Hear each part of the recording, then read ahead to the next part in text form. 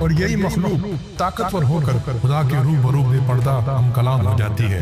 یہ عاشقوں کا مقام ہے۔ اس کے علاوہ کچھ خاص کو اللہ کی طرف سے اور دیگر مخلوقیں بھی عطا ہو جاتی ہیں۔ لطیفہ حنا کے ذریعے دیدار الہی خواب میں ہوتا ہے، جسہ توفیق الہی کے ذریعے رب کا دیدار مراقبے میں ہوتا ہے، طفل نوری والوں کا دیدار ہوش و حواس میں ہوتا ہے۔ یہی پھر دنیا میں قدرت اللہ کہلاتے ہیں، چاہے کسی کو عبادت و ریاضت اور چاہے کسی کو نظروں سے ہی مقام محمود تک پہنچا دے۔ ان کی نظروں میں چہ مسلم چہ کافر چہ زندہ چہ مردہ سب برابر ہوتے ہیں۔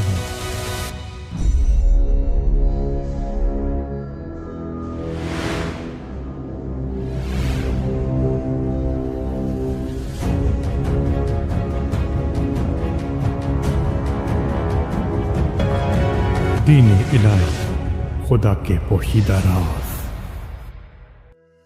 انسانی روح، اس کی نبوت اور علم ابراہیم علیہ السلام کو ملا تھا۔ یہ دائیں پستان کے قریب ہوتی ہے، جگر کی ضربوں اور تصور سے اس کو بھی جگایا جاتا ہے۔ پھر ادھر بھی ایک دھڑکن نمایاں ہو جاتی ہے، اس کے ساتھ جگر یا اللہ ملایا جاتا ہے۔ پھر انسان کے اندر دو بندے ذکر کرنا شروع کر دیتے ہیں اور اس کا مرتبہ قلب والے سے بڑھ جاتا ہے۔ روح کا رنگ سرخی مائل ہوتا ہے اور اس کی بیداری سے جبروت تک جو مقام جبرائیل ہے رسائی ہو جاتی ہے۔ غضب و غصہ اس کے ہمسایہ ہوتے ہیں جو جل کر جلال بن جاتے ہیں۔ لطیفہ سری، اس کی نبوت اور علم موسیٰ علیہ السلام کو ملا تھا۔ یہ مخلوق سینے کے درمیان سے بائیں پستان کے قریب ہوتی ہے۔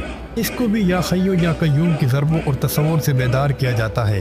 اس کا رنگ سفید ہے، خواب یا مراقبے میں لاہوت تک پہنچ رکھتی ہے۔ اب تین مخلوقیں ذکر کر رہی ہیں اور اس کا درجہ ان دو سے بڑھ گیا۔ لطیفہ خفی، اس کی نبوت اور علم عیسیٰ علیہ السلام کو ملا تھا۔ یہ سینے کے درمیان سے دائیں پستان کے درمیان ہوتی ہے۔ اسے بھی ضربوں کے ذریعے یا واحد سکھایا جاتا ہے۔ اس کا رنگ سبز ہے اور اس کی رسائی مقام وحدت سے ہے، اور اب چار بندوں کی عبادت سے درجہ اور بڑھ گیا۔ لطیفہ اخفا، اس کی نبوت اور علم حضور پاک صلی اللہ علیہ وآلہ وسلم کو ملا تھا۔ یہ مخلوق سینے کے درمیان ہے، یا احد کا ذکر اس کے لیے وسیلہ ہے۔ اس کا رنگ جامنی ہے۔ اس کا تعلق بھی مقام وحدت کے اس پردے سے ہے جس کے پیچھے تخت خداوند ہے۔ پانچ لطیفوں کا باطنی علم بھی پانچ نبیوں کو بالترتیب حاصل ہوا، اور ہر لطیفے کا آدھا علم نبیوں سے ولیوں تک پہنچا۔ اس طرح اس کے 10 حصے بن گئے۔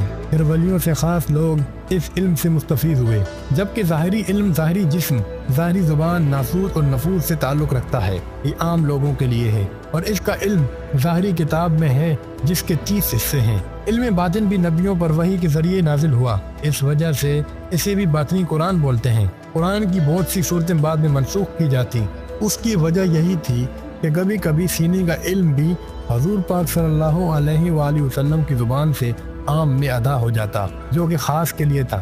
بعد میں یہ علم سینہ بسینہ ولیوں میں چلتا رہا اور اب کتب کے ذریعے عام کر دیا گیا۔ لطیفہ انا، یہ مخلوق سر میں ہوتی ہے، بے رنگ ہے، یاہو کا ذکر اس کی معراج ہے، اور یہی مخلوق طاقتور ہو کر خدا کے روبرو بے پردہ ہم کلام ہو جاتی ہے۔ یہ عاشقوں کا مقام ہے۔ اس کے علاوہ کچھ خاص کو اللہ کی طرف سے اور دیگر مخلوقیں بھی عطا ہو جاتی ہیں، جیسے طفل نوری یا جثہ توفیق الہی۔ پھر ان کا مرتبہ سمجھ سے بالا ہے۔ لطیفہ حنا کے ذریعے دیدار الہی خواب میں ہوتا ہے، جثہ توفیق الہی کے ذریعے رب کا دیدار مراقبے میں ہوتا ہے، طفل نوری والوں کا دیدار ہوش و حواس میں ہوتا ہے۔ یہی پھر دنیا میں قدرت اللہ کہلاتے ہیں، چاہے کسی کو عبادت و ریاضت اور چاہے کسی کو نظروں سے ہی مقام محمود تک پہنچا دیں۔ ان کی نظروں میں چہ مسلم چہ کافر چہ زندہ چہ مردہ سب برابر ہوتے ہیں، جیسا کہ غوث پاک کی ایک نظر سے چور قطب بن گیا، یا ابو بکر حواری یا منگا ڈاکو بھی ان لوگوں کی نظروں سے پیر بن گئے۔